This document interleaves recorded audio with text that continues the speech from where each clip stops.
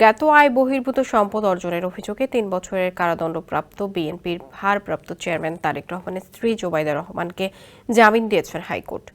জোবাইদা রহমানের আবেদন শুনে বিচারপতি মোহাম্মদ খসরুজ্জামানের একক হাইকোর্ট বেঞ্চ এই আদেশ দেয়। একই সঙ্গে সাজা থেকে খালাস চেয়ে করা আপিল শুনানির জন্য গ্রহণ করেছেন। এই আপিল নিষ্পত্তি না হওয়া পর্যন্ত তাকে জামিন দেওয়া হয়েছে। এই মামলায় বিচারিক আদালতের নথি তলব করা হয়েছে।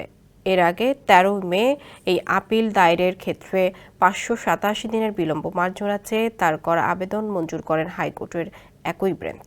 একই সঙ্গে আপিল দায়েরের অনুমতি দেন। পরে এই মামলায় খালাস চেয়ে আপিল করা হয়। এই আপিলের সাথে জামিনের আবেদনও করেন তিনি।